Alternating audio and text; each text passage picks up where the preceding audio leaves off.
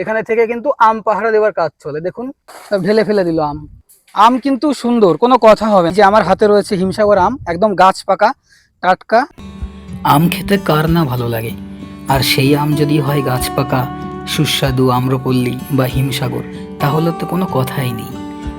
আম আমাদের জাতীয় ফল, তাই দেশের সর্বত্র কম বেশি আমের দেখা মেলে। পশ্চিমবঙ্গে তো আমের আতুর ঘর। আমাদের রাজ্য থেকে আম বাইরের রাজ্য সহ বিদেশেও পাড়ি দিচ্ছে।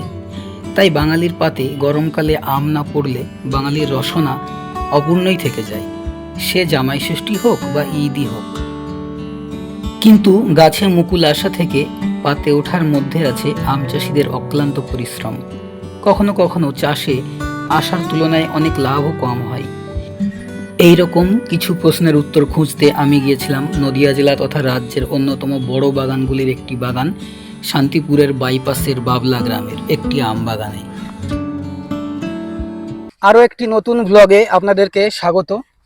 তো দর্শক বন্ধুরা, আমি আজকে চলে এসেছি নদিয়া জেলার শান্তিপুর বাইপাসের কাছে বাবলা নামক একটি গ্রামে, এবং এই অঞ্চলে আশেপাশে অনেক বড় বড় আম বাগান আছে।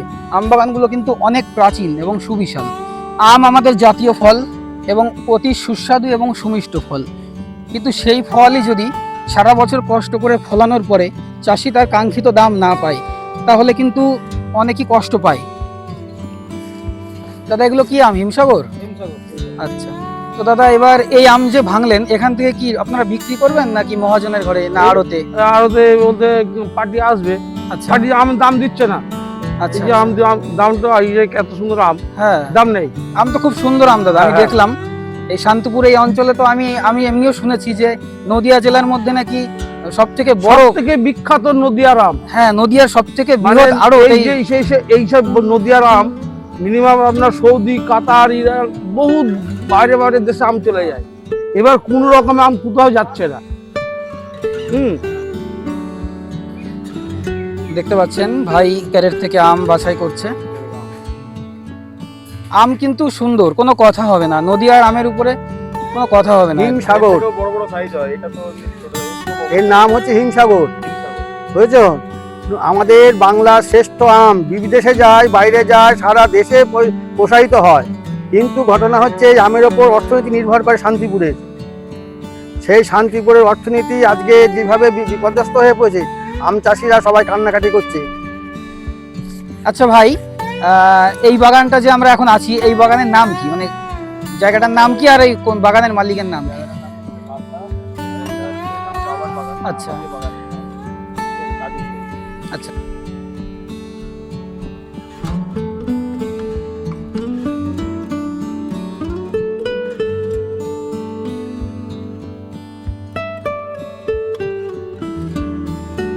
গাছ থেকে আম পাড়ার পদ্ধতিগুলো দেখলাম। ব্যাপারগুলো কিন্তু অতটাও সহজ নয়। আমরা আম সহজেই পেয়ে যাই, কিন্তু আম পাড়াটা কতটা কঠিন সেটা নিজের চোখে দেখলাম। মাটি থেকে প্রায় 2-3 তলা উচ্চতায় উঠে আম পাড়ছেন, আর কোনো রকম সেফটি ছাড়াই। সত্যি দেখে আমার অনেক ভয় লাগলো। গাছ থেকে আম পাড়ার পদ্ধতি দেখলাম, কিভাবে আম গাছের উপর থেকে ধীরে ধীরে নামানো হলো একটা নেটের মাধ্যমে, এবং সেই আমগুলো একটা ক্যারেটের মধ্যে ঢেলে ফেলা হলো। এইবার আমগুলো সুন্দরভাবে বাছাই হবে। আমি কয়েকটা আম নেড়ে চেড়ে দেখলাম, সুন্দর ফ্রেশ আম।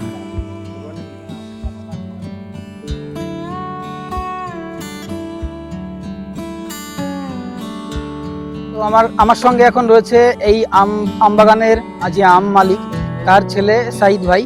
তো সাইদ ভাই আর আমার হাতে, দুজনের হাতে দুটো বোতল রয়েছে। সকাল থেকে এই কঠোর পরিশ্রম করলে কিন্তু শরীর থেকে সব জলই বেরিয়ে যায়, তখন প্রয়োজন হয় এই জলের।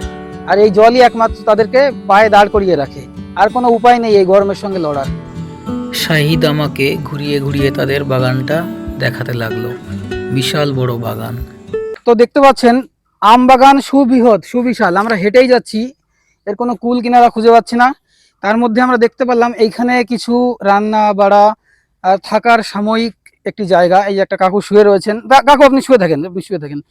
তো এখানে কিন্তু সারা বছর মানুষ থাকেন না, এখানে বছরে অল্প কিছু সময় সিজনাল অল্প কিছু দিনের জন্য মানুষ থাকেন।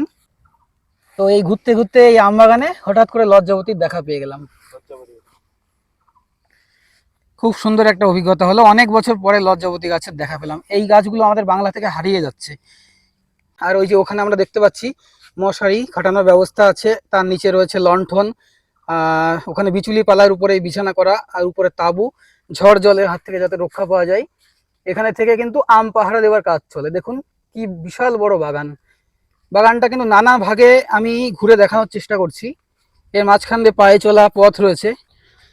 আমার ভিডিও যদি আপনাদের ভালো লেগে থাকে তাহলে অবশ্যই লাইক, কমেন্ট, শেয়ার করবেন, আর অবশ্যই সাবস্ক্রাইব করে আমার পাশে থাকবেন। আর আপনাদের জন্যই তো আমি ভিডিও করি, সেই কারণে অবশ্যই আমাকে সাপোর্ট করবেন। হিমসাগর, আচ্ছা হিমসাগর হয় ওটা, তোমার পেছনেটা হচ্ছে আম্রফালি। আচ্ছা, দেখতে আরো পাচ্ছেন আছে। এটা আম্রপলি আম। ভাই আম্রপলি। বললেন যে এখানে আম্রপলি আম, আর আম্রফালি, তারপরে দেখিয়ে দিল তোমার আগে আছে হিমসাগর। ন্যাংরা আছে, আচ্ছা ফজলি, আচ্ছা, বোম্বাই আম, কাঁচা মেটে আম, ওটা নানা ধরনের আম হয়। সুন্দর সুন্দর আমাদের বাংলার সুমিষ্ট সেই হিমসাগর আম। এই যে আম্রপলি গাছে, এই যে আম্রপলি আম একটু লম্বা হয়, একটু লম্বা লম্বা শেপের হয় আম্রপলি আম। দেখুন আরো অনেকগুলো আমি দেখিয়ে দিচ্ছি।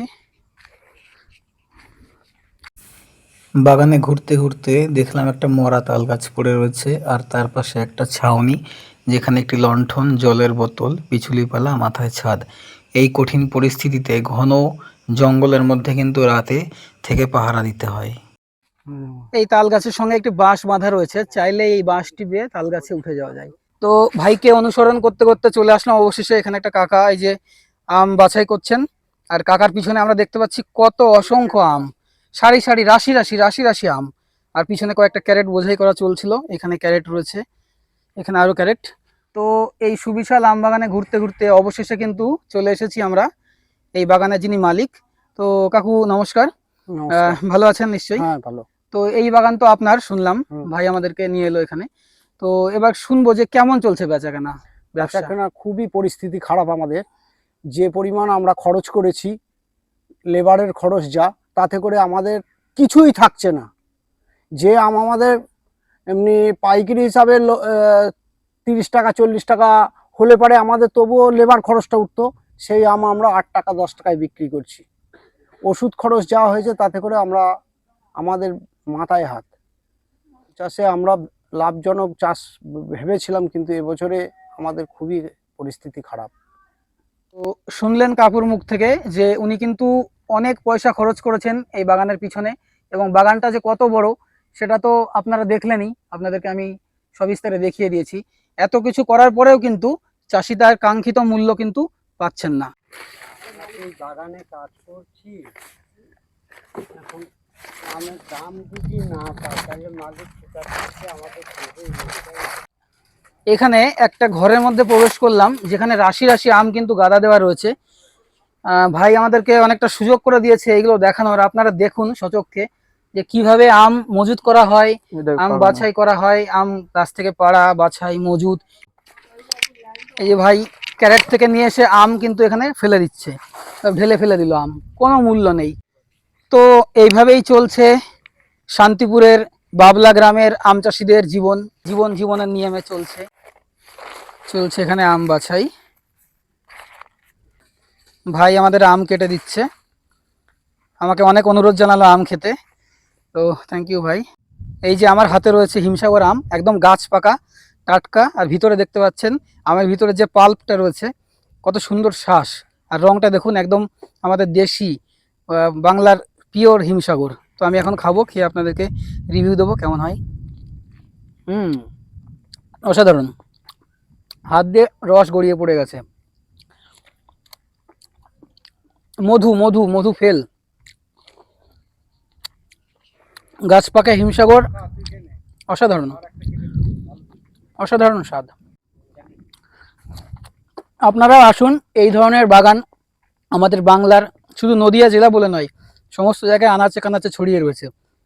এই বাবলা, শান্তিপুরের যে বাবলা গ্রাম, এখানে যে আম বাগান রয়েছেন, এই ভাইয়ের আম বাগান বা অন্যান্য সব আম বাগানে আপনারাও আসুন, ভিজিট করুন, একটু আম কিনুন, আর আমটাকে আরও বিদেশে ছড়িয়ে দিন, বাইরে দেশে বিদেশে ছড়িয়ে দিন, যাতে আমাদের আমের সুখ্যাতি সারা পৃথিবীতে ছড়িয়ে পড়ে। আম চাষি আরও লাভ করে, আম চাষির মুখে হাসি থাকে এবং সর্বোপরি আম খেয়ে আমরাও যেন হাসি খুশি থাকি। বাগান মোটামুটি দেখা শেষ করে ফেলেছি। এখন আমি এই বাগান ছেড়ে আস্তে আস্তে বেরিয়ে যাচ্ছি। এখান থেকে আমি বাবলা যাব, বাবলা থেকে শান্তিপুর, শান্তিপুর থেকে আমি ট্রেন ধরে আবার আমার বাড়ির পথে রওনা দেবো। তো দর্শক বন্ধুদের উদ্দেশ্যে জানাচ্ছি যে পরবর্তী কোনো ভালো ভিডিও নিয়ে আপনাদের কাছে আবার হাজির হব তথ্য সমৃদ্ধ আরও ইন্টারেস্টিং কোনো ভিডিও নিয়ে। ততক্ষণের জন্য আপনারা ভালো থাকবেন, সবাই সুস্থ থাকবেন এবং অবশ্যই এই গরমে ভালো থাকার চেষ্টা করবেন।